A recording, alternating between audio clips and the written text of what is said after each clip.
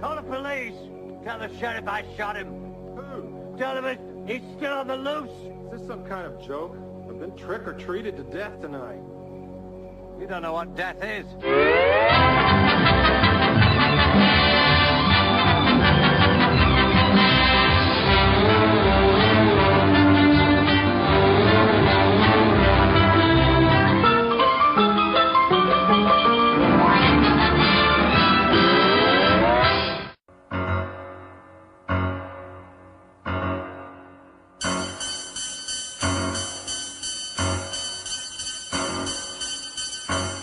Blood and Black Rum Podcast presents the season of Halloween.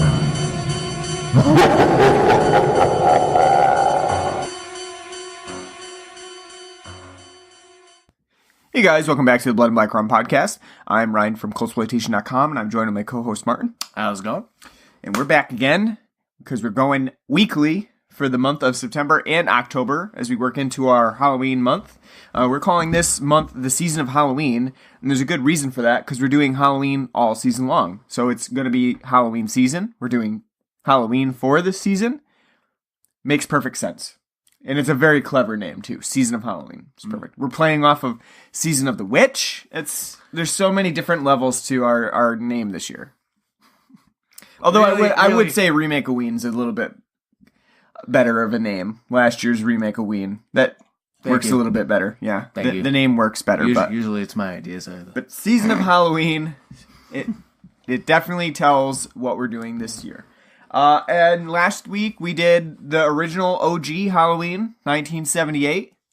And if you listen back on that show, you will notice that we tend not to talk about some of the more critical aspects of the film. Like, even we don't really go into criticisms about it much at all. And that's because there's not really too much that you can say about Halloween without really getting into the same things that everyone has said before. We're not going to point out anything that you've never seen before in Halloween or that you've never heard about before. We realize that. We're working on this film for 40 years later, and there's just really not much to pick apart anymore from the film. So instead, on these episodes, and especially when we're doing the more iconic films in the series, we're not really going to point out a lot of, we're not going to go through and, review the film as though, people haven't seen it before and well, should you check out Halloween? I don't know. Only 40 years of horror fans have said yes, so you should do that. So we're not really going to go and do that throughout most of our episodes. Instead, we're going to have fun with the episodes. We're going to pick out some of those fun things in the film that really either make us enjoy the film, or as we get into the later shows and later films in the series, things that maybe stick out as really bad in the series. I think you can get more critical, and we can do a more critical reviews after 3. Yeah. Because with the first 3, the original, iconic, landmark slasher film, Halloween 2, divisive, but it does, has its, oh yeah, as its popularity, fans, and it's been sequel, picked apart almost as much as the original Halloween. And then Season of the Witch, just because it's the oddball of the group, and that one's been, there's a lot of people who have done in defense of Season 3. It's Halloween 3, Season of the Witch. That's not even a thing though anymore. What, to defend it? Because it's now entered into, it's a good, You shouldn't have to defend it, I don't think. Well, no, we'll talk about that. Yeah. We get it. But I think that's one of those films it's been 35 years now, so there's no, in defense of it. It's kind of like with, I always use this example, but with, James Bond films on Her Majesty's Secret Service, there's no more really in defense of it. It's it's a good film. Okay, it's not Sean Connery, but yeah. George Lazenby's fine. With Halloween 3, either like it for what it is or you don't. And that's it. Either you watch it every Halloween or you skip over it because you only want the Michael Myers bits. So what I was getting into is we're not, again, on this episode, we're doing Halloween 2. And we're not going to get into the nuts and bolts of a review of Halloween 2. There's just no reason for it. We don't see the appeal in going through as though you haven't ever seen Halloween 2 before and saying, well, this scene didn't really meet my criteria of a good film, so we're going to pick that out. No, we're going to have fun with it. We're going to talk about probably titties. We're going to talk about car explosions. We're going to get into crazy loony Dr. Loomis in this episode because that is going to be a running theme throughout our episodes on Halloween. And overall, we're just going to have fun, talk about the things that we really like about Halloween 2, maybe some of the things that we don't like as much. And maybe at the end of the episode, too, we'll get into whether we like Halloween 1 or Halloween 2 more. That's a tough question, but it's one that we'll probably have to answer at some point in the episode. And you can give a little bit background story, too. It's a little, kind of interesting. What's that? Just about Halloween 2 in general, like Carpenter's involvement. Oh, well, yeah, I mean, so Halloween 2 was really not something that John Carpenter wanted to pursue. He was more about doing the first one and then moving on from that. And it wasn't really, it wasn't really like on his radar to do another one. He was obviously moving forward with other projects. He's only done 2 sequels, right? Yeah, it's not really his gig to do sequels. And the thing with that is, I think it's always because he's constantly moving in different directions for films. And so when you think about something like Halloween, when you're asked to come up with another storyline for Michael Myers as a character, and we've seen this throughout all of the films in the series, that's a really difficult thing to come up with. And you say, like, what other motivation can I come up for Michael in the next films? There's a limited span of story that you actually get from this, especially if you move forward with the same characters. Especially after this ending. Yeah, right. Especially like for Halloween 1, if Carpenter, which by all accounts did mean for Michael Myers to really just be sort of this thing that flees into the night and you never really see him again, leaving that open to the viewer's perspective as to what that means. There's really no reason for him to move forward with a sequel because that would just dispel the mystery that he sets up at the end of the film. So John Carpenter was really only swayed by money at this point. And that's been kind of a driving force for John Carpenter. I would think he's, by all accounts, from what I've seen of him, even like back in 1981 when he was, starting out on his career, he was still a crabby old man. I mean, he wouldn't have been old at the time, but he was still crabby. And I think that one of the only things that really motivates him, besides doing something for himself, is the money factor. And that's been a motivating factor all throughout his history. I think probably one of the only reasons why he did come back to the reboot for Halloween 2018, I mean, I guess maybe because he thought the idea was a good one, but also for the money, I think really sums it up. And I think that's probably, that's the driving force behind Halloween 2. It was something that he was kind of forced into, and the money really motivated him to make this work. Which is kind of surprising to me that it did come out as well as it did, based on the fact that it wasn't really a passion project for him at this point. It was more so, I think at one point he talks about just like drinking and smoking to get through the script for it. And it's interesting that it does come out as well as what we see here, because it's really a good film on its own. Obviously not directed by John Carpenter at this point. Rick Rosenthal is the one that takes over for Carpenter in this film. And I think part of that is just Carpenter's sort of, he's not really interested in the film itself anymore. And you can see that throughout, because he really kind of distances himself from the Halloween franchise, especially since he really meant it to be a multi-story film series that would tell a lot of different Halloween stories throughout the series, or however many films he had planned, I don't know. And you can see that a little bit too in Halloween 2, which we'll get into before. I don't really want to go too far into Halloween 2 before we take our break and then get into the specifics of the film, but you can see a little element of sort of John Carpenter's humor here, and his fascination with Halloween as a holiday, because at one point, when we're going to the hospital right at the beginning of the film, there is a kid that gets out of a car with his mother, and he's bleeding from his mouth, and you see that it's a very like sort of quick shot in the dark, and if you're not really paying attention, you might miss it. But he does have a razor blade stuck in his mouth. And so he's bleeding from his mouth because he's bitten into a candy bar that had a razor blade in it. So you kind of get that that element of like there are other things going on this Halloween. Very nonchalant about it too. Yeah. Like taking it's just like, oh, just gotta go to the emergency room. Not like, oh my fucking god, Yeah, it's like, that would be it. Like it's like what did I like in the 80s? But what the hell? I told you not to go to his. He gives out shitty. I guess maybe they were just not as concerned about that at the time. It was just like, yeah, you bit into a razor blade. You'll be all right. We'll get you a tetanus shot. Get your booster, your lips sewn up. You'll be good to. Now we have parents who are like won't even take their kids out trick or treating because of the threat of a non-existent myth about razor blades and candy or poisoning candy or. Who has the time to do that? Right, exactly. Who has the time to sit there and cut open? I mean, I guess that would have to be a really dedicated psychopath to be like just, and even to basically in that sense, you're causing some maybe some serious discomfort, but not like it's not even like you're going to such great lengths to kill somebody. Do you think a psychopath even would hit? He would be like get halfway, like partially, like through the first one, like you know what? I'd rather eat that Snickers. I guess, yeah. I would think that it's just way too much work. Nougaty goodness. Yeah. Trying to like, I mean, and if you think about all the variety packs now, there's like, what? How many? There's like 150 pieces in a variety pack. Trying to fit a razor blade into every Having one of those. Having to go to the store and buy, yeah. And those packs of razor blades, at least like for my safety reason, you know, it's like going to get like 3, so you have to be like, oh, we're going to do a 60, but you know, oh, stocking up, you know. I think they'd be put on an FBI watch list now if somebody went in and bought like 60 packages of the X-Acto like razor blades with 3 in a pack.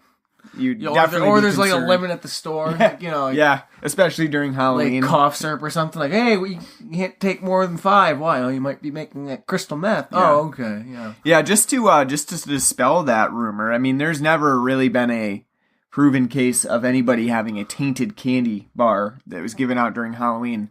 The only times that ever actually happens is from yourself, like your own family member might do that to like pretend like they were given a razor bladed candy bar, but that never actually happened. So let your kids run around out in Halloween Town with a plum. Don't worry about them; they will be fine.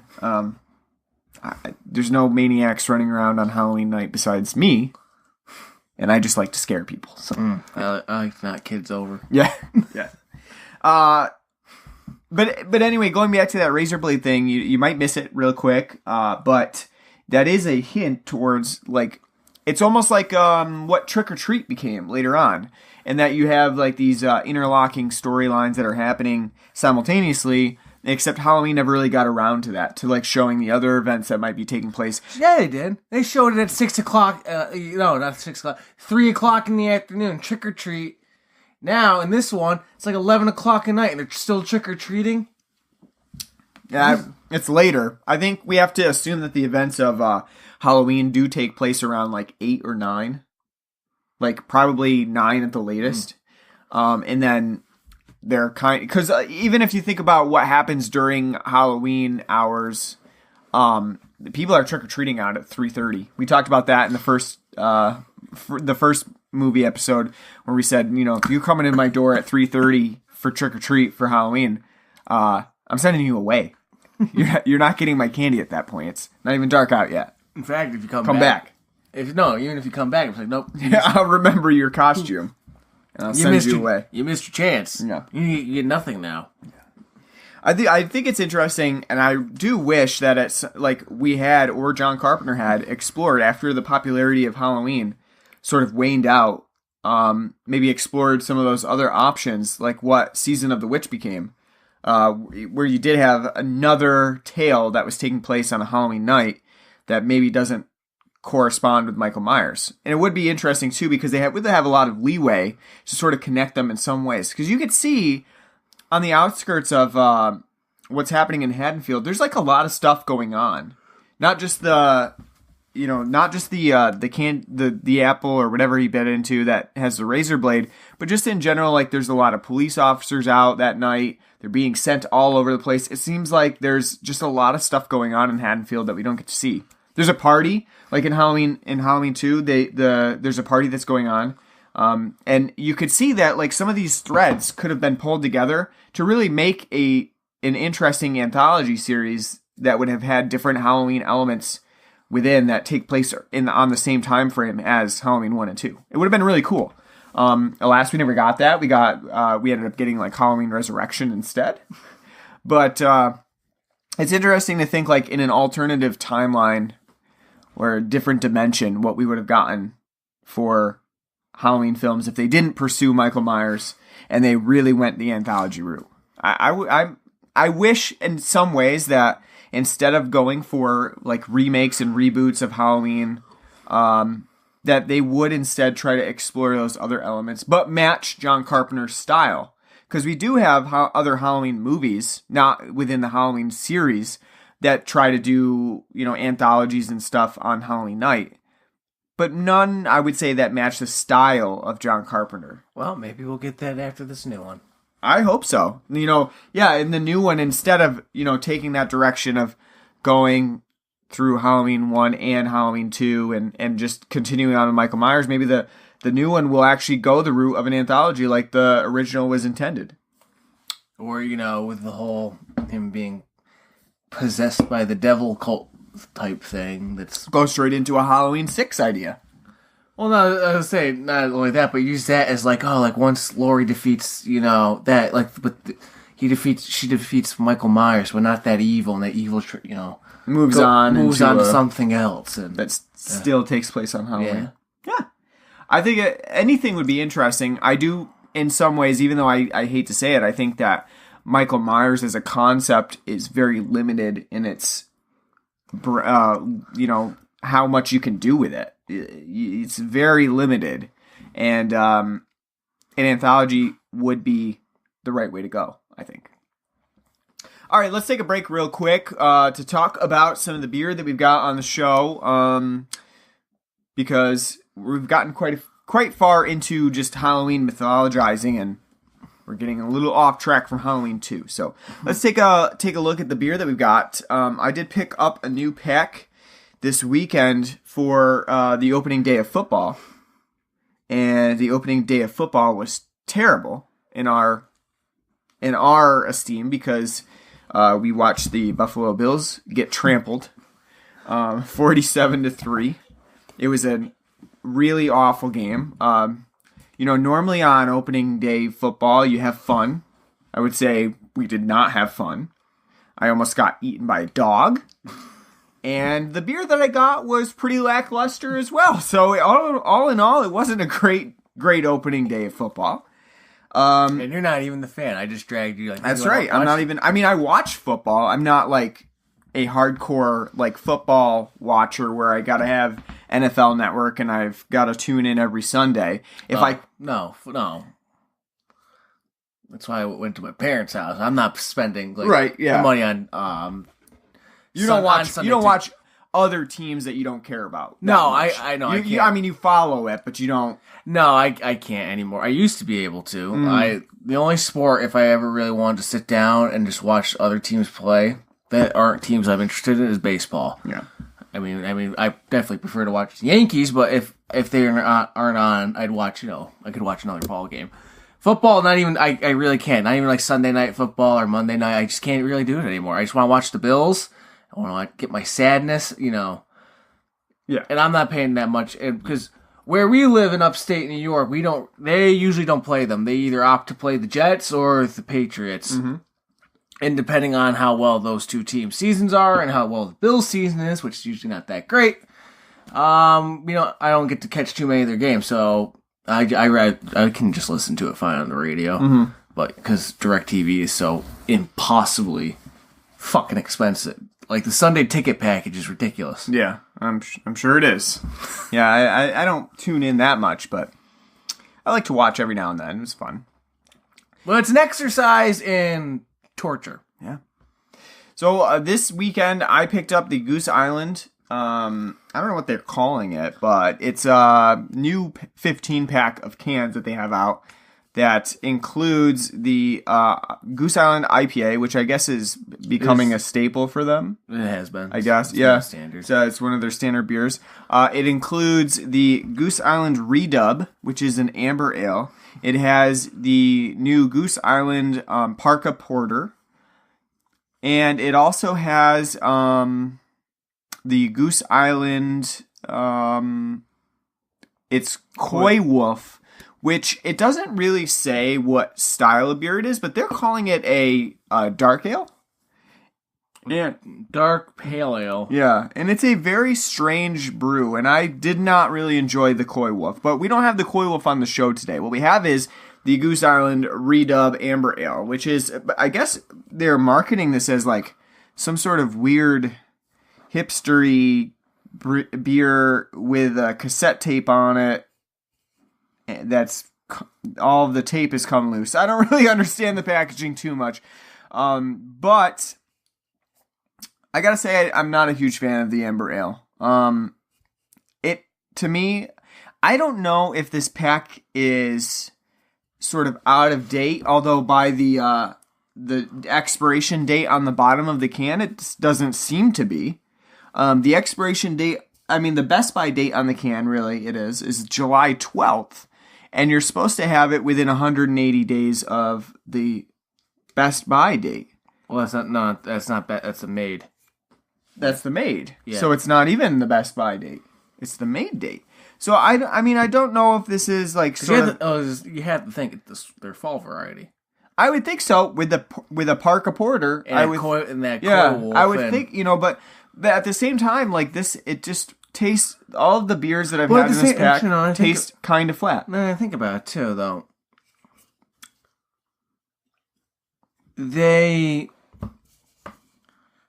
have an Oktoberfest, so maybe if their fall pack, it would have their Oktoberfest. I don't know. So maybe this is winter from last year, and it's good. But maybe it is. Maybe it is. Maybe that's possible. And maybe that's why it's not a good. I don't know. I mean, they had, but even still, if it's only 2 months. Yeah, it wouldn't be that. It would not be that flat. It's hard to say. I don't know. The reason that I bring that up is because all of the beers in this pack taste slightly flat, although the IPA was not. The IPA was not flat. Just doesn't taste. It just wasn't that great. But the Goose Island Amber Ale is somewhat flat, and I would say not. It just doesn't really have a great flavor profile to it. It's supposed to have a subtle citrus hop note, and I gotta say that I don't really get a whole lot of citrus hops in it. Which I don't really want in an amber ale to begin with. I just think that would be a little weird anyway, but the whole thing is just very lackluster. And that's what I've thought of all of the beers in that pack. The Koi Wolf was very strange to me. It didn't taste great at all. I that's probably one of my least favorites in that pack. And I would say the Parka Porter was probably the best out of the group in that pack because, again, even if a porter is sort of flat, they're not considered to be really, I mean, they're not highly carbonated beers, so you're not expecting too much out of a porter in terms of carbonation anyway. It's always weird to drink one out of a can. Yeah, that is true too. A porter is weird out of a can. I don't know. Stouts are the same too. Stouts, yeah, but I mean, at least sometimes the stouts, if they're in a can or if you're getting a Guinness, that's going to be a nitro widget, so a little bit different. But I gotta say, the Goose Island Redub Amber Ale, not impressed. I'm not impressed with this 15-pack, and now I gotta power through 15 of these suckers in order to get rid of them. So I gotta say, I concur. Yeah.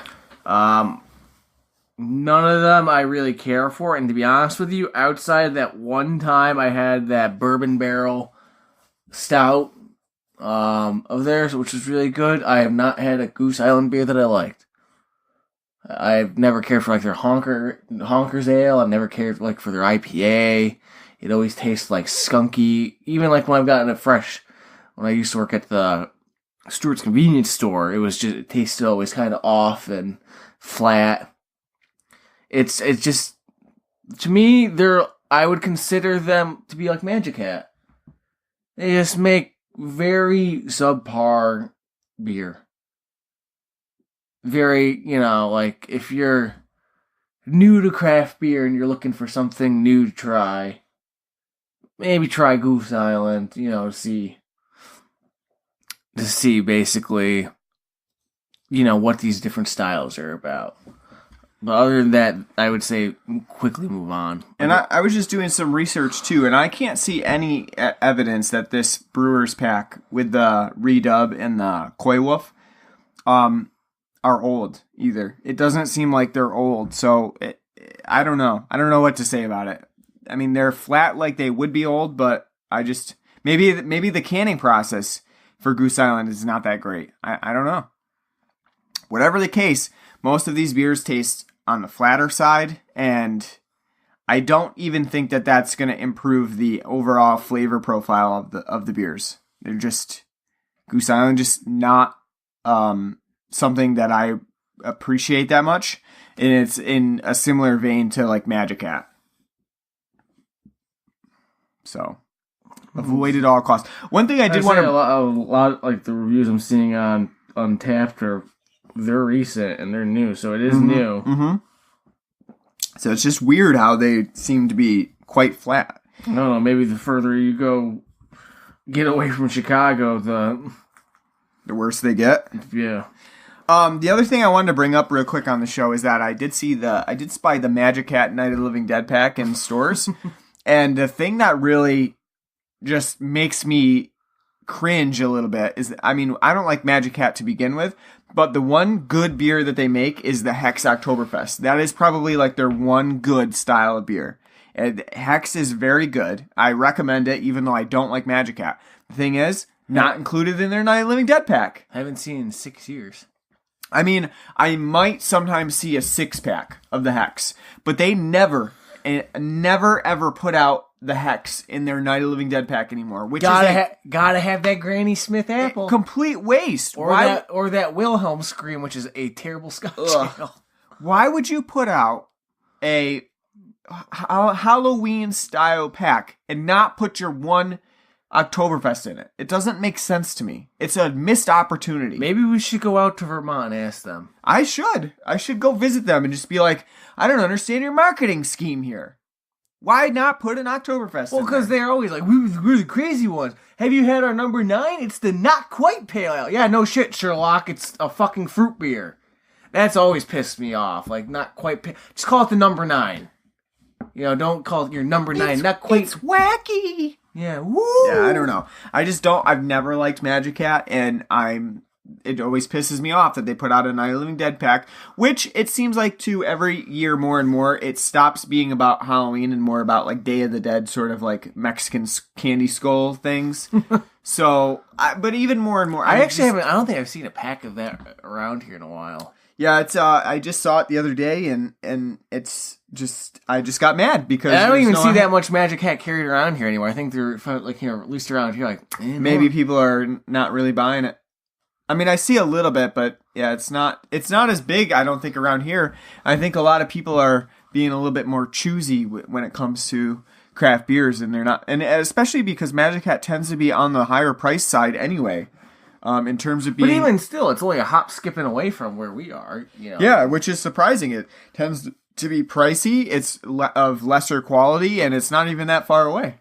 So, totally not worth it. But I just want to bring that up. That Hex Oktoberfest not included in the new Night of the Living Dead pack. So, keep that in mind. Don't go and get it. It always made me mad that they put that goddamn Granny Smith in there. Ugh. Who wants like a Granny Smith apple beer? Yeah. I remember, yeah, there was that one that I had. That's what, like, wine coolers and shit are for, you know? There's one that one year that really, like, literally made me sick to drink it. And I was like, I can't drink this anymore. I can't drink it. When they do their... Oh, the pumpkin! No, it wasn't a pumpkin. It was like a apple beer or something like that they had in there. And it tasted like vomit. And I just couldn't... I'm thinking of that woodchuck pumpkin. Oh, yeah, that woodchuck pumpkin did taste like vomit, too, but this was terrible. Yeah, no, this was a Magic Hat beer, but I don't know. I'm excited, you know, now it's starting to get a little cool, starting to feel, you know, a little hard cider now. Yeah, sometimes I do. It's very rare that I feel like a hard cider, but something... No, I concur. I don't usually go, but when it's a nice fall day or a nice winter day, I'll get a nice woodchuck winter or a nice woodchuck fall, because the woodchuck fall is really good. So is Mackenzie's. Yeah, not a fan of Angry Orchard. Yeah. But, yeah. All right. let us move on to Halloween 2. Woo! All right. Woo! I will start off by saying that Halloween 2 is one of my favorites in the franchise. But one thing that I have routinely noticed when going back to watch it again is that the score, I feel, is a lesser version of Halloween. We were talking about this a little bit when we were watching the movie, but I feel like in this one, John Carpenter felt like he had to add more to the score. Maybe so that it's not so simplistic. We're moving into the 80s now. We're in 1981. So... got this new timpani feature gotta on my gussy synth. it up. Gotta gussy it up a little bit. And I feel like this version of his score Does not age well. yeah, it's not as good. Like you were saying, there is the added timpani to the stalking sequences, and the timpani is all kinds of out of tune, and it might be intentional, but it also sounds a little weird. And I gotta say, I prefer the regular stalker scenes because the simplicity of those were grounded in the tension of building up like a very simple score that was just like kind of like a plotting like dune, dune, dune. And now that you add timpani, just bass and the synth line, just Yeah. do. Here, like for the main theme, they add like he adds an organ, little organ like in the background.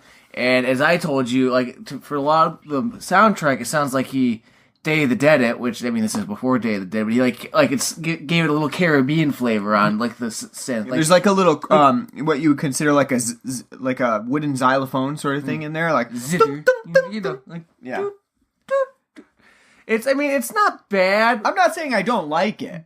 but it's see, it's almost like why couldn't you go on the John Williams route with like Star Wars?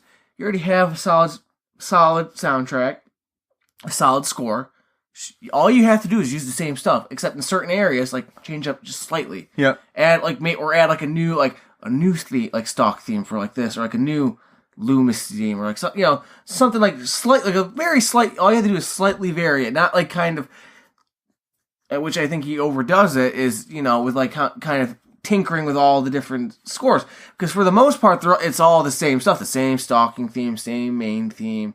Except he just changes it up by adding different sounds to them, and it doesn't work nearly as well. I think like this is the problem of being able to look back on your previous work, and then especially for Halloween 2, you have the opportunity to change it a little bit.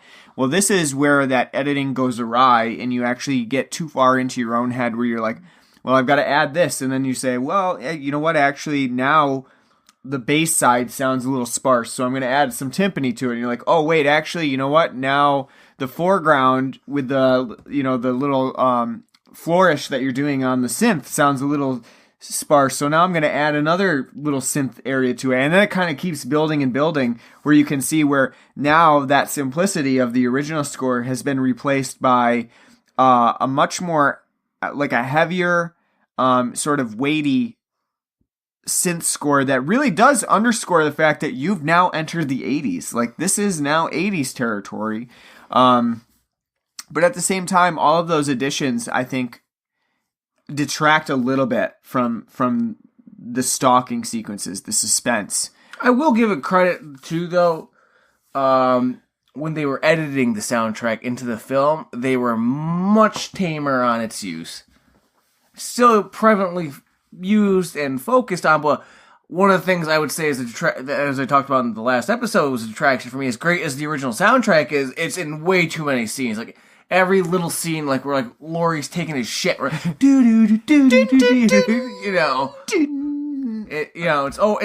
overused. Yeah. Here it's more balanced, but at the same time, in this, I think, going like 3 times with Mr. Sandman playing, it's like, all right, you know what, we get it, John. We get it, you stop. Well, I'm glad you brought up the use of the soundtrack, the liberal use of the soundtrack, because one place that I think it really does work that you don't have that soundtrack is in the Bud's kill when you're in the therapy room, because we can actually see in the background as the nurse is kind of toweling off. You can see Bud in the background, but you can't hear anything, and that is a place that Carpenter decides... Still very angry that he didn't have a hard on. Yeah. He's about to get laid, and he just walks out for a second, and Dick's instantly flat. I'm like, come on. The way he was acting, that thing, even after he's done, he'd be walking out there with like a hard on, like, ready for round 2. No refractory time on me. Let's go. The one thing that I think works, though, is that they didn't use a score there. That you see that, and it all happens in the background, and he's getting strangled, and it's just kind of quiet. Whereas in the first film, if that had been a scene, you would have probably gotten like a very heavy sting there. And so that just shows sort of the way that Carpenter has toned back on doing some of those like music score scenes and maybe lightened it up a little bit. Do you think that was his choice or director? That's hard to say. Director and editor's choice. I would assume that in a lot of ways, Carpenter probably had final say over what would happen in a scene, especially when he's doing the music for it. If he was doing the music for it, I would think that Rosenthal would probably have just allowed him to do whatever he wanted to do for the score. Kind of in a way turning it over to the creator. And so I don't know. I think it might have been his idea to leave it out in that scene. Could have been, it hard to say. I don't know for sure. Could have realized like maybe I shouldn't have had, used it so much last time. Yeah. I think that, maybe, or it could have been a combination. They might have been talking about it and the director was like, I think it would be better if we left off a score like that. Who knows? I don't really know. But whatever the case, I think it works better for it in some ways that you don't have that score really just like pattering around in the background when it's unnecessary. But even so, like I said, I don't not like the score. I think it's still good, but you can definitely tell that it's been changed up quite a bit from the original, especially like in the opening scenes where it's the same sort of shots all the time, but a different score on top of it. Kind of makes it feel a little bit different. I think they should have... Bless you. Oh my goodness. The allergies are flying around here today, so... Yeah. Yeah, finally late in the season. Mm-hmm. I think what they should have done is when they had that, basically recap of the ending of the first, but it's all, reshot. Most of it is, yeah. Kept the original score, and as it's transitioning into Halloween 2, then that's when you change the score, Mm-hmm. So it's like, okay, we're not in Halloween, Halloween 1 anymore. We're in Halloween 2, because now look how fucking crazy Loomises are off the bat, like that is great though. I mean, I think we do get a good lead in to the actual credits for Halloween 2, and that you have this newly fired up Loomis who's maybe even a little bit more on edge from the first film because he's now just shot somebody either 6 or 7 times depending on which version of the film you watch, either 1 or 2. And you have that crazy Loomis that's kind of blithering away to a neighbor who I like to imagine came out, didn't know what the fuck's happening. No, he's like, what the hell? And you have this crazy man running around in your yard yelling, I shot him! I shot him! And I can just imagine being that neighbor. And the neighbor in this, I mean, whoever they got, unfortunately, is not that great of an actor because he's so oblivious and wooden to this fact that there's a crazy little man running around in the yard in a trench coat. I think it's his transformation and insanity changes because he just shot a man 6 times. Like, I just saved the day and killed that monster. Okay, then looks down. He's like, oh shit, he's right. I definitely, yeah. I mean, I think in some ways, like, it does make sense that Loomis in this film is a little bit more manic because just shot a man 6 times. Initially, the idea is that it's not his fault that Michael has escaped. And it really isn't. Like, when we're watching Halloween 1 and he's getting blamed for this shit, and he's like, I didn't let him loose. I warned them. Well, it really wasn't his fault at that time. But now that Loomis has shot the guy 6 times out a window and Michael Myers has escaped, I think he feels now some blame for that and that, oops, I let him go. Probably shouldn't have let him go out of my sight. But I think in that sense, he does feel a little bit of a guilt for letting him go there. And so it makes more sense to have him be a little bit more manic. So that makes sense for the ending too. How he just, resigned in his fate. Yeah. So exactly. Do you want to do a Loony Loomis rating right now? Let's talk about some before we give it a Okay, rating. all right. Let's talk about. I didn't know if you wanted to rate it first. And No. then go Let's talk into about. it, or We'll talk about him a how little bit more. manic he is first. But one of my favorite, we used this at the beginning of the episode, is just that he kind of spouts off these, what you would consider to maybe be profound, but at the same time, if you're not knowing what he knows about Michael Myers, you might just think he's sort of a crazy man. These profound things about death and destruction and evil, and but at the same time, they're not profound at all. Exactly, they're just logical circle jerks just running around. I do like how at the beginning it's almost like when he's talking to the neighbor, it's almost like a comeback. You don't know what death is. Loomis is saying, you know what? I've experienced death. I know what it is, and I've seen people get killed. Have you, neighbor? You don't know what it is.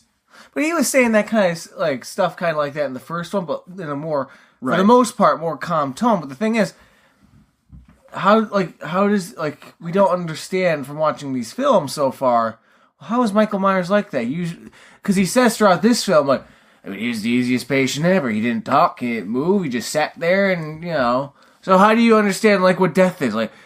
Just sat by day 798, looking into his eyes, his black eyes. As I'm going into Robert Shaw mode, I discovered that right there is what death looked like when I was in Korea back in 52 and my friends died. That's death. That's death that Michael Myers is. Death incarnate. Yeah, you have to wonder how Loomis, for all of his studying of Michael Myers as a person, has ever figured out anything about Michael Myers, because it just makes it funny too from the remix with Rob Zombie, at some point Malcolm McDowell's well, I don't know what the fuck to do. Yeah. You're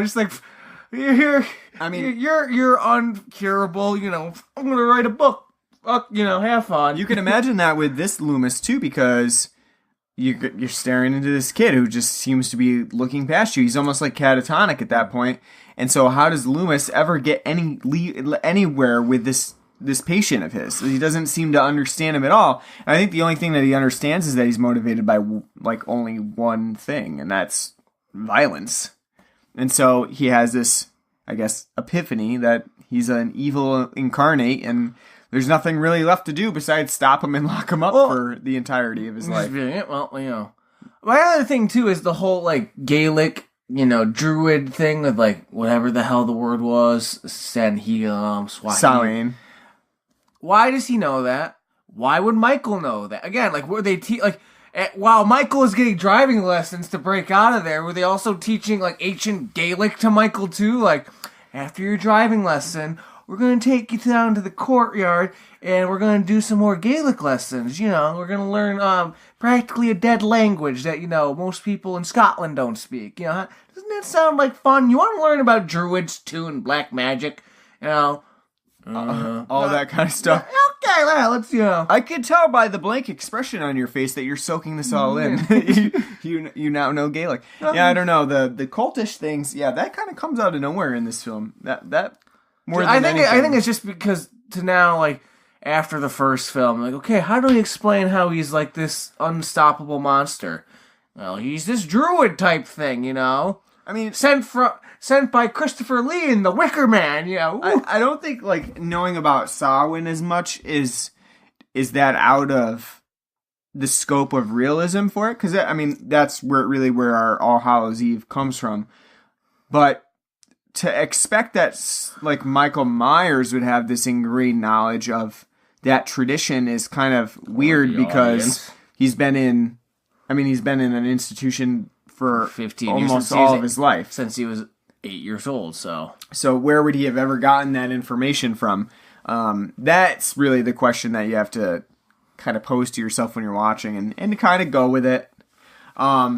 That goes to the whole if maybe he's possessed by an evil spirit, right? Thing. That must be that would be the only thing that you could really attribute to that in terms of the Gaelic aspect of it, the cultishness of it. I think it's interesting, but it's really, really fleeting in this movie. I think it definitely. I think it's definitely a sticking point. I don't think you needed it. one of the great things about the original film is just this idea that he's just this crazy, that he's just this insane person that we don't know his motives. Yeah. We don't know why. He just wants to kill. Let's come back to that first, because we're still on Loony Loomis right now, so we wanna stick with that idea a little bit more, because I did want to mention a few other things. One of my other favorite moments for Loomis is when he's actually running after this kid who's wearing what looks to be a Michael Myers mask, although you can't really tell, especially from a distance for Loomis. I mean, it's quite far away. All you can really tell is that it looks like a pale-faced mask with blondish hair. And he's wearing a jumpsuit. Yeah, and a jumpsuit. And so he jumps to the conclusion that this is Michael Myers, and obviously. he's right, just, willy-nilly takes that revolver back out when he's ready to, shoot him, and the sheriff has to be like, don't fucking shoot him. Yeah. It's a great moment because I guess it shows how panicked Loomis is. But in that scenario, he also causes the untimely death of a 17-year-old boy on Halloween night. Also, probably at fault is the cop that's coming down 65 in a suburban 30-mile-per-hour street. See? All ties back to the first film. Speed kills. Exactly. He's blasting through that fucking community. Michael knew. All that scene needed was a little bit of James Taylor's Fire and Rain, like in Remember the Titans. The best part, too, is that apparently the cop car has strapped to the front of its hood a nitroglycerin tank, and it rams into a van that unfortunately has another nitroglycerin tank in it, and so they both collide and explode on impact, which is a pretty ridiculous scene. I told you, Charles Bronson was around somewhere. That's the thing with like the 80s movies too, that always gets to me, is that people think when you crash a car, there's like a fucking instant explosion from it. Well, if I learned anything from your old Grand Theft Auto games, you flip a car over, it's gonna explode. You got 3 seconds to get the hell out of there. It's great. Most of the time, what you would expect is a police car comes running through, hits the kid, and pins him against a van. Van crumples a little bit. He's this kid is instantly incinerated. Nothing left of him besides dental records, and even that's hard for the dentist to decipher because the gums are all burnt out. Really, I thought it was because he was wearing that ridiculous shawl and. That is a great sweater. I don't know what you're talking about. No, it's not that it's not great. It's that he's in the middle of dealing with, he's in the coroner's office, like, scraping his teeth for dental records, and he's like, like all cozied up, like, when I'm done doing this, I'm going to get myself some plantation mint tea and read myself a good book. He was trying to settle down for the night. He had a long day of screaming kids in his dental chair, and he doesn't want to have to go to the coroner's office to investigate a dead little kid that he probably took care of. Well, luckily one of them's dead now, so that's My biggest thing is, why is that kid dressed up like Michael Myers when he's not like a cultural? I think if you're gonna dress up like Michael Myers, it'd be like, I'm gonna be a child I think you can tell that the mask is supposed to sort of be the Shatner mask. I think.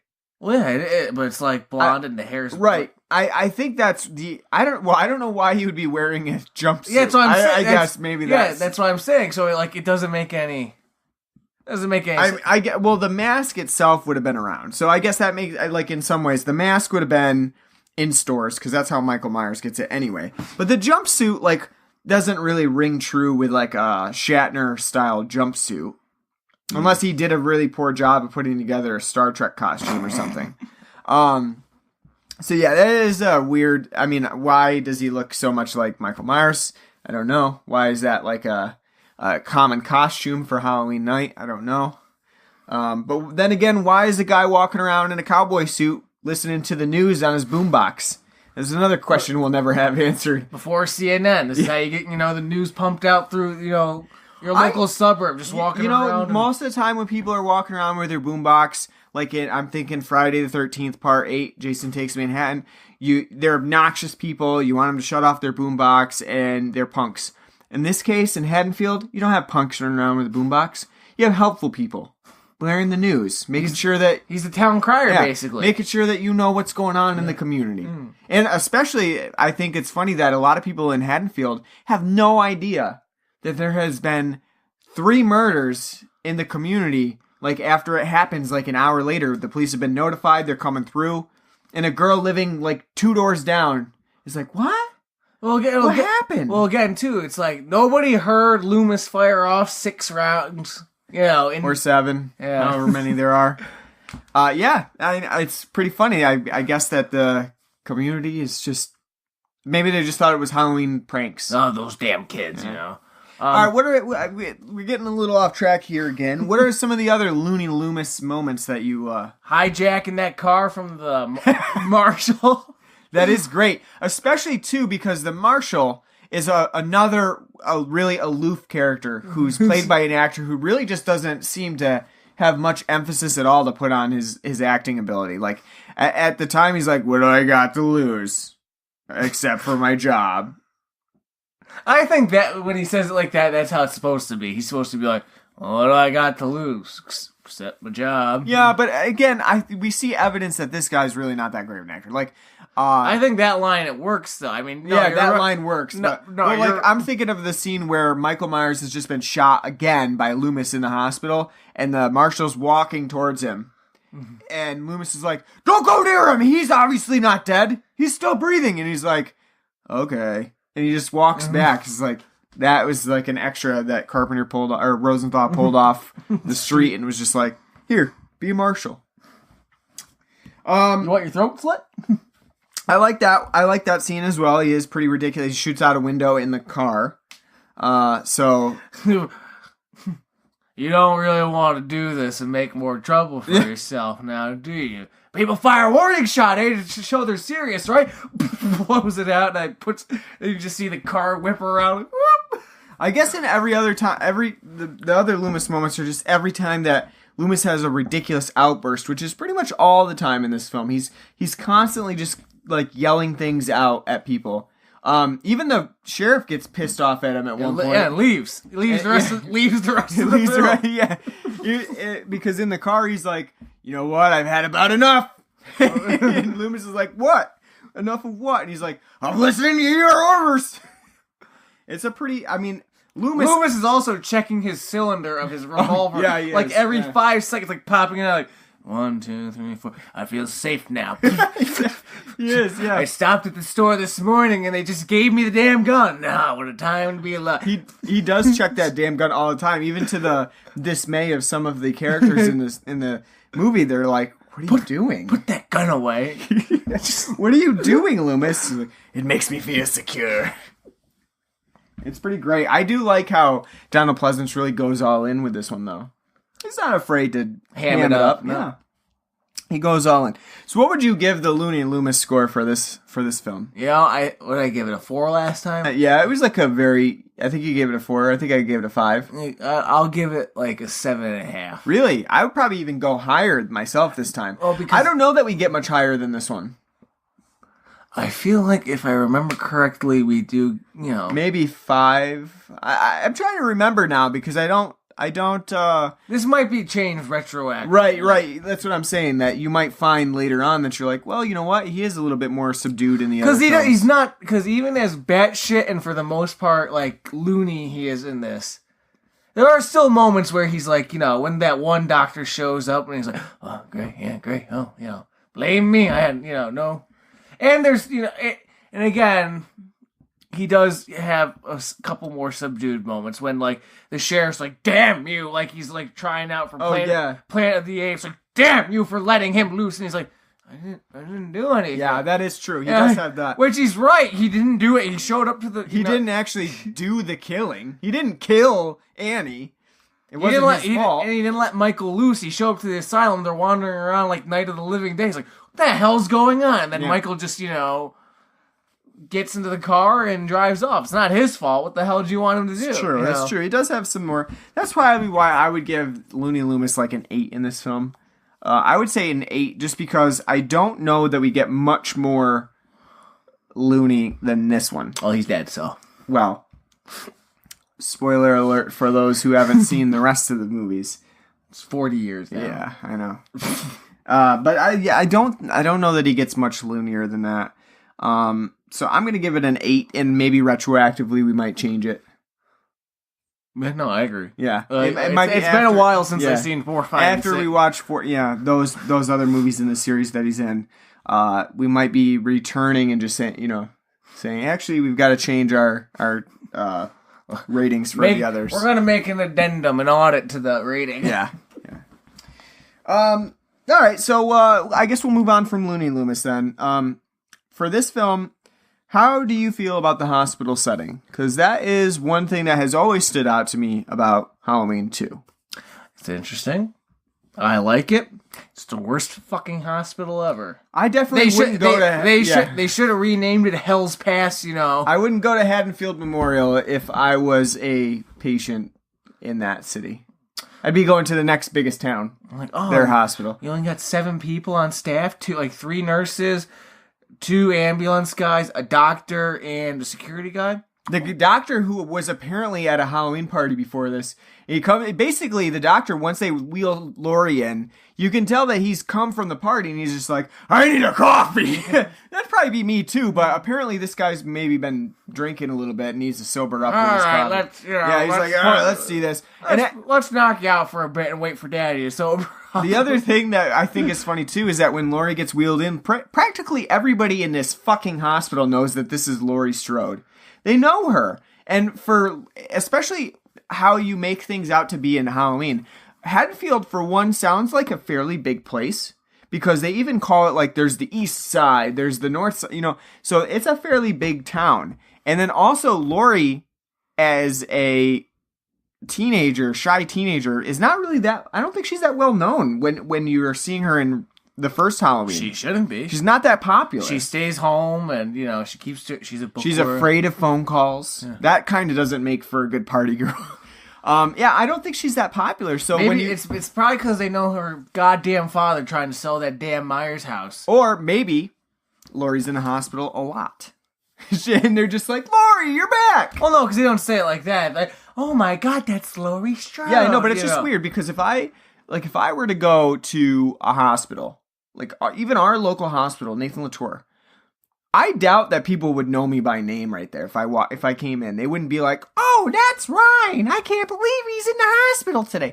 They wouldn't know me. So Haddonfield, it's really strange that everybody knows that this is Laurie Strode. I just wanted to point that out. How do they know that's her?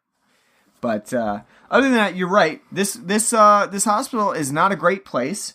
It's very understaffed, and when I used to... that is accurate, like most hospitals. Well, understaffed, yes. Graveyard shift like this one, maybe not. When I watched this film before, this was like when I was younger, I never realized that the hospital would not be staffed like that. So I was always thinking like in Halloween 2, I was like, oh, night shift at a hospital. Wow, that must be kind of creepy. It's not like that at all. Well, it's pretty like staffed the same way that it would be in the daytime. If anything, more accidents happen. Yeah, exactly. So they're going to have probably a little bit more of an ER staff at night to make sure that they can cover like an overflow or something like that. So I was always under the expectation that like, oh, a hospital is going to be like Halloween 2. And so it's a movie trope though. It's not just this. There's a lot of movies, at night, like there's no one there. Like in like New Nightmare, Halloween 2, the remake, Yep. A couple other films I could think of. Visiting Hours.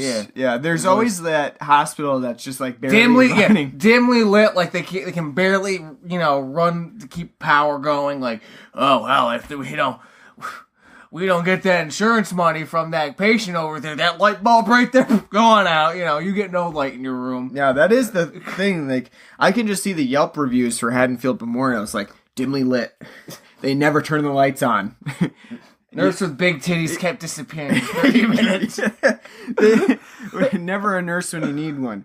Yeah, the hospital is not very well run. They have EMTs that are wearing mechanics jackets, so it looks more like when they arrive on scene, they're basically coming to tow the car. Like, oh, you're hurt? Oh, yeah, no, we just came for the car. Or like a pit crew guys. Like, oh, don't worry, we're just here to, fuel this thing up with some Sunoco race fuel. That had to be a budget thing, right?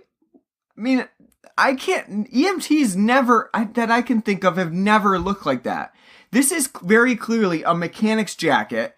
that says Jimmy on it, like a mechanic would wear Like for a name tag patch. patch. Yeah. And then on the back, they've sewed a patch on that looks like Curse of Haddonfield Yeah, Memorial, yeah. like a biker's jacket. I don't understand the EMT outfits for this movie. That had to have been just like a budget thing. Or like, what do EMTs wear? I'm like, I don't know. Okay, Well, get him a mechanic's jacket. Well, we see an EMT at the ending. They don't look like that. Yeah, it's- when they're wheeling, putting Maybe Laurie- Jimmy doesn't even work for the hospital. He just like made his own jacket.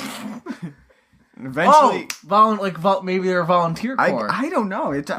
I don't understand the jacket thing. That is funny that they just look like mechanics when they roll up on a scene. So yeah, I wouldn't trust Haddonfield Memorial. And like you were saying, there's no doctor that on staff at all. There's a head nurse that takes care of Laurie, but the doctor rarely doesn't check in with Laurie after she's She's actually the only in one the that's hospital. competent at her job too. And we Yeah. rarely see her. She's the one that's like checking in and like, all right, let's make sure you guys aren't being assholes. Yeah, there's no other, like, the doctor doesn't come in at all. Just sitting smoking his pipe in his office. Like, ugh, Yeah. gotta get over this goddamn hangover. I think that's why they give Laurie a sedative. They're like, just put her to sleep for now. We'll deal with her in the morning. when people actually show up. Yeah. But no, I do like the setting. I think it's interesting. It's definitely, like a nice small space to work in. Yeah, confined. It changes things up quite a bit from having, like, a house in the first film. You want a different And they were set. jumping from house to house too. Yeah. So, I like it. I think it's just, kind of like when you think about it, it's like, oh, come on. It's just, And not only that, I think compared to Laurie's friends in the first film, these people, for the most part, aren't likable at all. They're not, Laurie's friends in the first film aren't really likable, totally. They're totally just kind of annoying, but they're not like, yeah, I want to see him die. Here, for the most part, everyone except the head nurse, they're all like kind of like scumbags. Yeah. I think you have a lot higher body count, too. 7. Yeah, so there's more... There's less time to do the characterization that you had from the first film. So there's more time to make characters that you don't really like that much in order to see them die. Like one I'm thinking of that would never have happened in the first Halloween is the security guard. There's never really a moment where you just meet like a person for a second And then they're immediately murdered. It just doesn't really happen except for, I guess, maybe the opening kill in Halloween, and even that is predicated on just a backstory and less about like just a kill for the sake of a kill. In Halloween 2, you do get quite a bit of that. I mean, you have the security guard. That's a very, very long scene in terms of like the actual stalking suspense sequence of the security guard going through the entirety of a building before also running into not one but 2 different scares along the way, a cat in a dumpster, and then a pile of shit that falls out of the locker or whatever he opens, before he's actually murdered. So there's a lot of set piece to this that doesn't really happen in Halloween 1. It's funny that they spend so much time with that one kill. Yeah. Where like a lot, like some of them, like Jimmy's killed off screen. Yeah. He just stumbles back in the car and like, oh, he's somehow dead. We actually don't really, I forgot about that. We don't really see what happens to Jimmy because he slips and falls. We know that. He slips on a pool of blood and falls into the blood. But you don't really get to see exactly what happens to Jimmy because he just kind of passes out in the car. Maybe he's not dead. Maybe he never dies. It's not really definitively shown in the film. He probably just passes out. Don't know. But the head nurse is off screen too. She just find her body's been bloated to hell from her blood. She's been drained of all her blood, which is a pretty intense death if you think about it. She had to it must be there. Michael had to have knocked her out or something first, and then he set up an IV drip to just slowly drain her blood. Where is he learning these things? Yeah, now he's taking he went to med school too. Phlebotomy classes too. Yeah, I don't understand that one because that is for the sort of MO that Michael has, draining someone of their blood slowly over time is not one of them. That's one of the kills that in this film that doesn't really ring true to be a Michael kill, because he doesn't even get to like bask in the glory of that kill. That's something that happens that he doesn't get to see. He's not watching the blood drip for hours. So that one is one of the more, is the weirder kill in this film. That doesn't really seem to ring true of a Michael kill.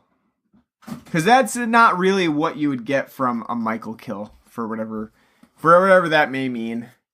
I don't know. So that one is one of those kills that has always kind of stuck out to me. But other than that, in the film, you do get, most of the kills are, stabbings. The one that is kind of cool is the nurse kill where he lifts her up into the air, stabs her in the back and lifts her up in the air. That's a pretty cool move to show. A little too Jason-y for me. Yeah, it is Jason-y, and it's like, I guess maybe it's supposed to show the almost supernatural qualities of a Michael. Maybe after every kill he's getting more and more like supernatural strength. Maybe. It seems like it because, well, you know what though? He does do it in the first film a little bit. I mean, he does lift the guy up and stab him into the wall. That's more believable than with a tiny little knife and then holding. You're right, actually. You're right, because the leverage has to be on stabbing the knife in and then the knife holding in the body. Yeah, without it falling out. Yeah. No. I like the whole bathtub scene, not just because of boobies, but both those kills I really like. One, because I like the one how he kills Asshole McGee. Bud. Yeah, Bud. Every man named Bud deserves, Bud. Yeah. Listen to old Bud. Yeah. I do like the fact that that's silhouetted and you get to see that in the background. And I guess you could say kind of how we said in the first film, how him sitting with the ghost sheet on and that kind of humor, like, oh, that's not really a Michael Myers type thing. It's kind of out of place. He does the same thing here, kind of. Now, he doesn't have a sheet on his head, but he comes up behind her and puts his hand on her and does it for like a long time, like so she thinks that it's Bud until she turns around and realizes it's not, and then he drowns her ass in hot as hell water. Yeah, scalding. Yeah. And the gauge actually helpfully tells us it's scalding. Yeah. That's actually... I really like that, just because how, like... It's weird how... vitriolic it is, like how he's, dunking her in there and, pulling back and... I think he pulls back because he wants to see how it's coming. Yeah. You're like, oh, almost done? Nope, not yet. A little bit more. I do like, too, how, like, because he breaks the gauge off on that when Bud and her in the tub getting ready to, do the nasty.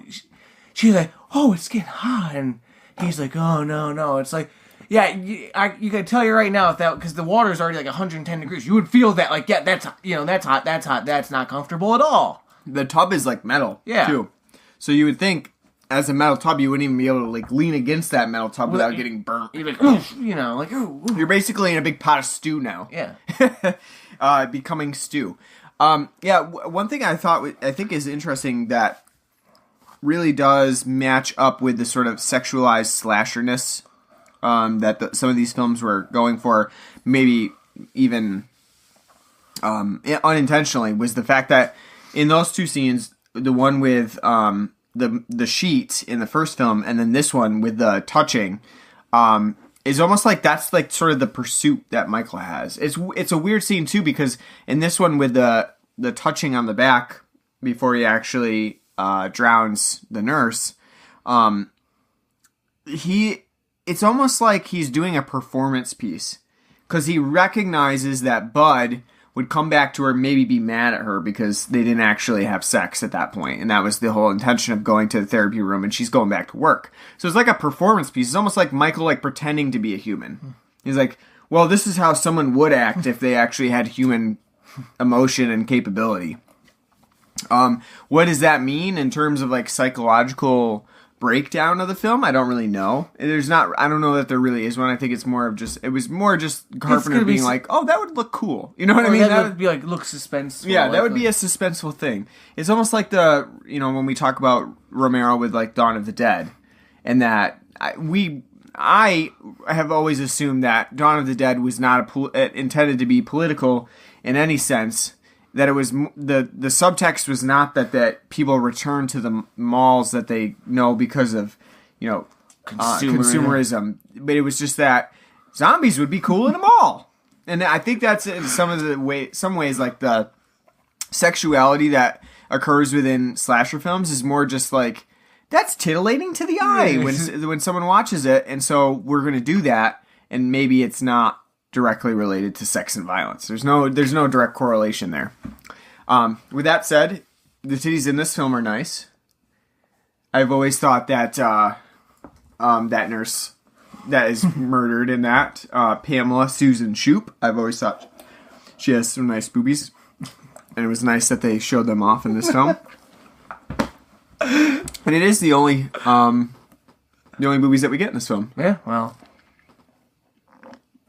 that's all you need. Carpenter's not really huge on showing a lot of nudity, but you do get some. One of the things that you talked about... Bud's ass as well. That's true, we did. One of the things that you talked about while we were watching this movie, and it comes out quite a bit in the film, everybody, during Halloween 2, they're watching Night of the Living Dead. It's on TVs, and this must be after the showing of The Thing from Another World from the first film. So everybody's watching Night of the Living Dead, and in color. Was it in color? It looked like it was in color. Huh. Which I didn't really notice. Which I don't think the color version came out for, I thought, the 90s. Yeah, I don't know. I'm not talking about the remake. I could have swore like they didn't colorize it until then, but I don't know. But to me, I mean, I have bad eyesight to begin with, but to me, it looked like I didn't notice, but I don't think it was in color. I don't know though. I think it was like a green screen because of like the TV was like sort of greenish. Maybe, but I don't know if that was in color. It's a glitch in the Matrix. But they're all watching Night of the Living Dead, and you pointed out too that Laurie tends to look a lot like Barbara from Night of the Living Dead. I think that's an apt sighting in this film, because in a lot of ways Laurie is like comatose. Yeah, Barbara in this film. She doesn't do anything in this. She's totally useless. She's definitely just there as bait. Yeah, she's definitely a lot less active in this film, and it's more about Loomis at this point than Laurie actually doing anything in this movie, and she does in a lot of ways resemble Barbara. They even changed, like you said, they changed her hairstyle a little bit to have that heavier part in the middle. Her makeup too makes her look like, she looks, to me, at least to me, she looks spot on. Like, she's supposed to kind of be like Barbara. Yeah, I think that was probably intentional. And it's just like sort of an homage to Night of the Living Dead, especially with it showing in the background as well. So it's an interesting thing to pick out from the film and to notice as it goes along. If Carpenter planned his career accordingly, he should have had Village of the Damned in this. Yeah, there you go. Yeah, that would have been great. Well, to be fair, he never planned to do Village of the Damned. That was never on his radar at all, and he was pretty much forced into that one. But it would, go back to the thing. So, Well, he never did remake Night of the Living Dead either. Well, that's what I'm saying. So it would, if instead of Night of the Living Dead, have Village of the Damned. Mm-hmm. It would have been great. What else you got? What else you want to talk about for Halloween 2?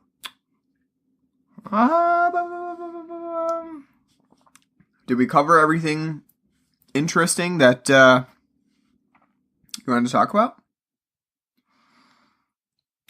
I guess. I think we covered quite a bit of some of the funnier aspects of the film. Some of the problems.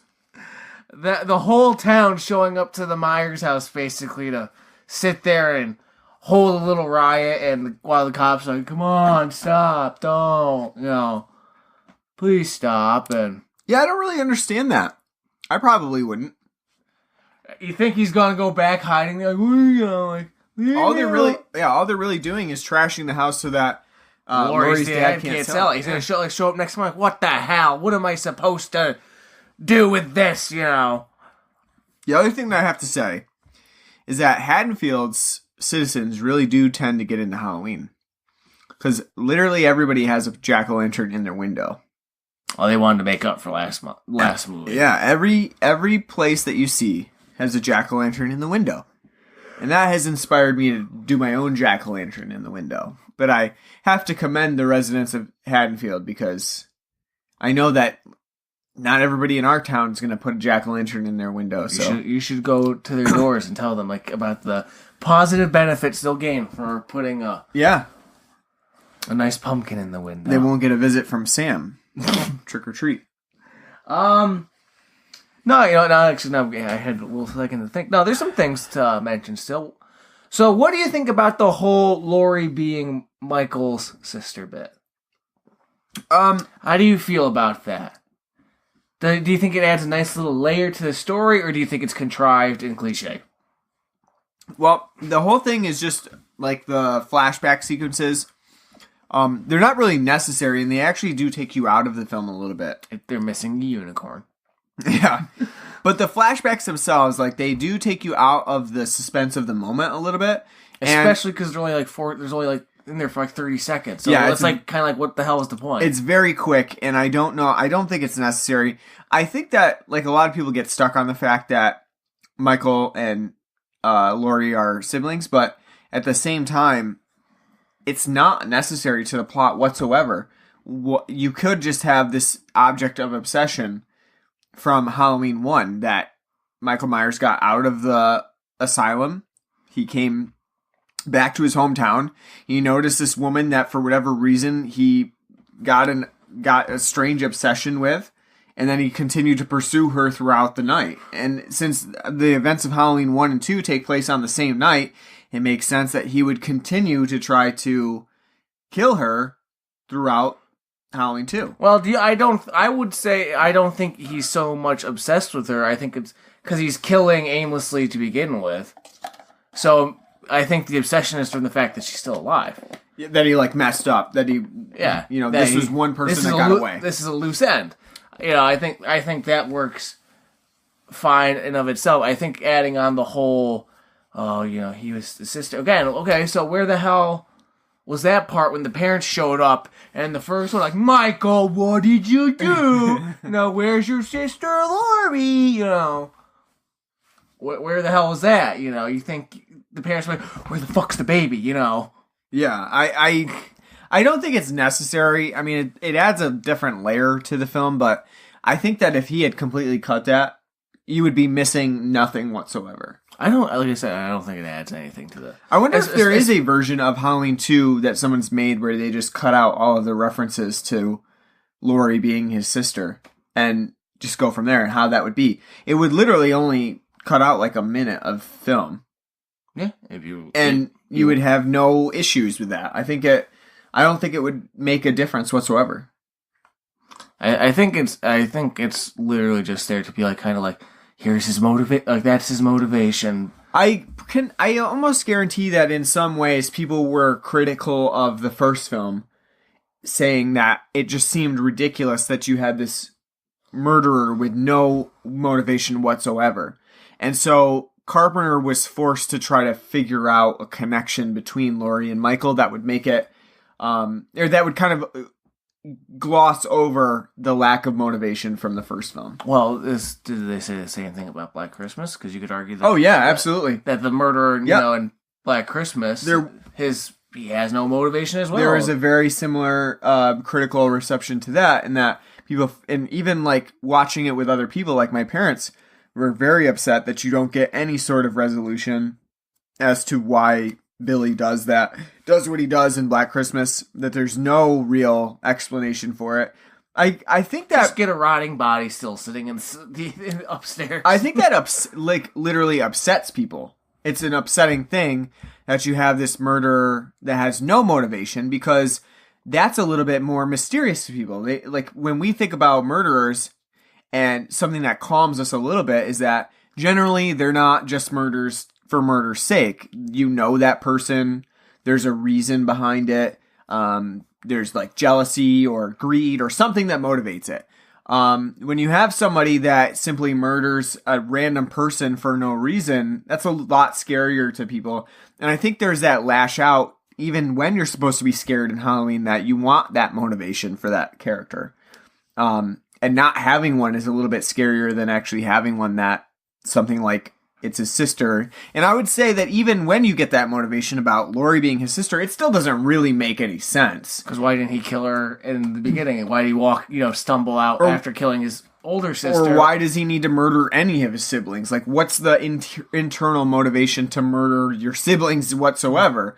I mean, there's not really a significant explanation gained from just saying he wants to kill his sister. It's still the same. You're still in the same situation where you don't really have a solid motivation. Like, it's not jealousy, it's not greed, it's just some ingrained necessity to kill your sibling. It still doesn't make much of a difference. I think you could eliminate it and you would be just fine. And I think that's why Halloween 2018 does eliminate it, even though Halloween 2 really doesn't need to be stripped from the canon to eliminate the brother-sister condition. Why not just keep Halloween 2 intact, but just, get rid of that part? I think that would just be a little bit weirder to say, Halloween 2 happened, but the brother-sister thing... No, because movies and TV and all that, they ignore certain points in continuity. All you gotta do is, retcon it. Like they're doing, in this one, like we saw in the first trailer. Oh, I heard, they were brothers, she was sister of Michael Myers. Like, oh, that was just a rumor. Right. Right there. So you can still have Halloween 2 happen... And then just, see, there's your retcon. Yeah. I mean, you could do that. You could, or if you're in this, you could just say, Halloween 2 happened, but the Laurie and Michael was mistaken. He's not actually, Laurie's brother or something like that. I don't know. But I can see why they would get rid of it, because it's just not necessary to the overall plot. You just have the lack of motivation be the scarier drive than anything else. I agree. What else? I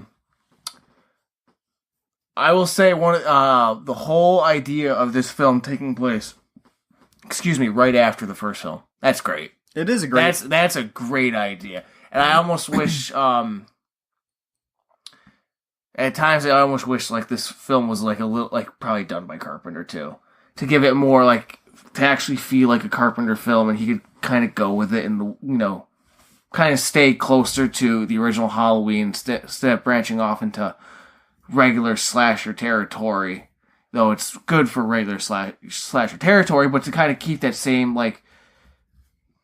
fluidity. Because this does feel like a different film. You can totally tell this is not the same Halloween from the first film. Just like when you watch Friday the 13th, the second one is not the same as the first one. The interesting thing about Halloween 2, though, that I would say, being directed by Rosenthal instead of Carpenter, is that it's a little bit more accessible than Halloween 1. It's more... mainstream. Yeah, it's mainstream. It's a better paced film than Halloween 1. So it's faster. It's more of a... It really adheres to the slasher formula that would come out. Of being more fast-paced. There's a kill every few minutes. Mm-hmm. There's no 54-minute wait in this one. Right, exactly. And I think it's maybe just a little bit more accessible, so those people who said, you know what, Halloween is boring. Nothing happened in Halloween. It was boring. You had Halloween 2 come out where it was okay, well, here's a much more evenly paced things you can expect from this movie. There's that shock every few minutes. So, I can see why they would want both. You'd want one that's maybe a little bit slower paced, and maybe for Halloween 2, you have to up the ante a little bit. It can't be as slower paced as the first one. It just wouldn't work as well. So. I'm not saying it had to be slower paced, but I mean, I think, just so it wouldn't have the normal slasher action horror fodder of, again, car exploding for the sake of a car exploding. Yeah, right. And just stupid shit like that. It's really like nitpicky to point out, but because I think the idea of it taking place right after the first film is so ingenious. Like, God, that's, because like the film ends like at 9 o'clock. The first one ends like 9 o'clock at night. So what can you do for a sequel? Well, hell, just have it you had him run off into the night, have it pick up right off there. It's great. That's one of the greatest ideas in all of cinema. I'm definitely glad that they didn't go with like a 1 year later route or something like that, because at that point you're gonna lose a lot of the suspense that's just organically drawn from knowing like the events of the first film flow into the second, and it's still the same night, and that's a really shitty Halloween night for Laurie Strode and Haddonfield, and the sheriff and Dr. Loomis. Everybody's having a bad night except for Michael, I guess. What do you think of the ending? The ending, and it's all of its Terminator-esque like glory. The ending, I think, does make sense in terms of trying to figure out how do you conclude this thing if you're not going to have Michael return again, and you've already shot him like 6 times. So I think part of the ending there, when you have that lead up and Dr. Loomis actually shoots him again like 4 times, is just one of those things where it was kind of a reference to that first film where it's like, well, that's not going to work. Already right there, they're just defining, like, shooting him, not going to do anything. But it's funny, though, because Laurie shoots him in the eyes, and he's blinded by it. Well, no one said he was immune to the gunshot. He just can't die from them. So I guess maybe that's what they're getting at. I know, but granted, even though he gets shot in the eyes, he's still sitting there swinging. So, like, again, he's like Dark Scion from Knights of the Old Republic 2. He's just, his hate just keeps him, pretty much feeling. He's fueled with hate. I don't understand how Laurie could have shot him in both eyes. That's perfectly, yeah, crazy. There's no especially in the state she's like traumatized and like she's pow pow. That's one characterization piece that John Carpenter left off, is that she's an expert marksman from the first film. Yeah, she goes to school. Yeah, she's timid. She's afraid of phone calls. She goes to the shooting range. She does the local biathlon every year. She goes to the shooting range, and it's crazy that she's able to literally just snap off 2 shots and shoot him in both eyes. But that doesn't even really actually kill him. It's the fact that he's blown up to smithereens by. Not even his body's. Yeah, it's not even really blown up. He's more just still in his suit and everything, but just burning. That's flame retardant. You can obviously see that there is a very clear flame retardant suit that's being worn on top, and gloves and the whole 9 yards for that. But I'll forgive that, obviously. I think the ending is probably the best that they can do. That would make sense to a viewer. Besides, the later scenario in H2O where they chop his head off. I was gonna say, I think Carpenter at that point wrote himself into a corner. You do? They literally, because they're he wrote himself into a corner, and they're in a corner as well. What the fuck do I do now? Yeah, and there's not much to do besides what you can't shoot him, so. It looks like mortal wounds like that aren't going to hurt him. So you have to do something else, like blow him up. And even then, burning this body, unless he's burnt to a crisp, literally, with no, basically just ashes at that point, that's not even going to probably do the job. And when we get to the end credits, too, we see it's not even like his mask or anything's really burning. It's still kind of... Yeah, it's kind of just on fire, but it's not really burning up. Yeah. I think that you do get, you're written into a corner. What do you do with him at that point? And that's been the issue with all of the Halloween films, is how do you end them? Because you have this unstoppable machine that just keeps coming, and they could have gone the Terminator route and boiled him in liquid mercury or something like that. But you don't really have much to do besides try to figure out the best way to incapacitate, and I guess burning is the way to go. I don't mind it. I think it's an okay ending, and I am glad that it doesn't end on a sting where Michael Myers sits up or something while he's still on fire and keeps going. It was really intended to be the end. I do like how Loomis is kind of resigned to his fate. Yeah. Like as you said, it's like, well, maybe because he seems like he's indestructible too, because he survives this. Spoiler, he survives it too. So it's like, well, maybe they're both, both cut from the same cloth. They're both, two sides of the two different sides of the same coin. Because he's just wacky and crazy too, Jason the Madman. So yeah. But I do like how he's just kind of like, oh shit, get out of here. I'll take it. I'll take it from here. He blows himself up. Do a hail. I'll get a chimp soon in Phenomena. Don't worry, I'll be fine. All right, so I do have a rating scale for us. Ooh. Out of 10 mayonnaise and ham sandwiches, what would you give Halloween 2? I'll give it an 8 out of 10. Yeah. I like it. I think compared to most slasher sequels, I think this one's actually one of the few that's pretty damn good. Obviously, I don't think it could ever be better than the first. I like do like the hospital setting. I do really love and enjoy the fact that this is a continuation of the first one right after it ends. I love Donald Pleasance hamming it up in this one, kind of just like he now knows what he's in for, and he's just gonna enjoy and kind of ham it up and do what he does best. Though the conclusion's kind of goofy with the I do like it. I think it's a nifty little end. It's not nearly as it's never going to be as clever as the first ending. Mm-hmm. But I still like it. And you're right, I will agree. Though it does have a lot more slasher tropes, which I do think are a detriment to this film for the most part. I will say it is a much better paced and evenly paced film. So yeah, I like it a lot. I think the scores, we talked about the score being weaker, but at least it didn't smatter it all across the film like in the first film. So yeah, no, I think for a sequel to a slasher film, it's a very admirable sequel because most can't even come close to this. Yeah, I agree. I mean, I would give it an 8.5. I believe I gave Halloween 1 a 9, and I would give this an 8.5. I think it's a really good film. I don't think, now revisiting it, even though it was one of my favorite films when I was younger, and that might have just been catching it so often, on AMC, I would say that I still enjoy the first Halloween more. Even though this one is a little bit better paced, or at least more properly paced for what you would consider a slasher film, with a more even-keeled kill every few minutes type of situation. I don't know that it works as well. Part of it is the score. It doesn't improve on the original score. It actually sort of muddies the suspense in this one a little bit more. But I would also say that some of the plot elements are a little bit weaker in this one.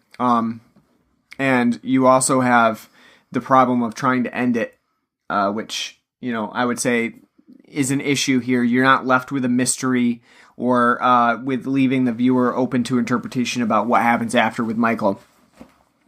With that said, though, I do like the setting. I like the hospital a lot. I think it's nice and eerie. I like that we do see a little bit more of Dr. Loomis in action, with Laurie kind of sidelined a little bit. And so those elements really do add up to a really fun film, especially for a sequel in the slasher genre. Just not as good as the first, but I still run to it every Halloween. Halloween 1 and 2 are really my favorites to watch every Halloween. And actually, it was really a lot of fun. I didn't talk about it on here, but we went to Halloween Horror Nights last year. I did the Halloween 2 haunted house, and that was a lot of fun as well. And that really reminded me a lot of why I love this film. So, all right. So we are moving on next week to Halloween 3, Season of the Witch. So we're moving into a film that doesn't have Michael Myers at all in it. And one that really we haven't talked about at all. Sometimes we talk about Halloween 1 and 2 on different episodes, and we compare movies to Halloween 1 and 2, but we never really talked that much about Halloween 3, Season of the Witch. I'm excited to get into it. This is another one of my favorite Halloween films. I think this is one of my favorite scores of all of the Halloween films. And I'm excited to talk about what makes me love this film with a non-Michael Myers film in the Halloween series, even though a lot of people seem to hate it. All right, so catch us back next week as we continue our season of Halloween. You can find us on iTunes, on Stitcher, Google Podcasts, and pretty much anywhere else where you can find podcasts. We're on there. You can download us. You can leave us a nice review and rating. We appreciate that. That helps us get noticed. We're on Facebook at facebook.com/bloodandblackrum podcast. We're on Twitter at bloodandblackrum. We also have an email address at bloodandblackrumpodcast@gmail.com. And, if you ever want to contact us, just reach out and let us know what kind of movies that you want us to cover on the show. Maybe things that you want us to do for next Halloween. We're all ears, so let us know at the email or on our Facebook or Twitter page. Thanks for listening. Like I said, we'll be back next week with Halloween 3, Season of the Witch, as we continue our 2-month saga through the Halloween franchise. So we'll see you next time. Take care.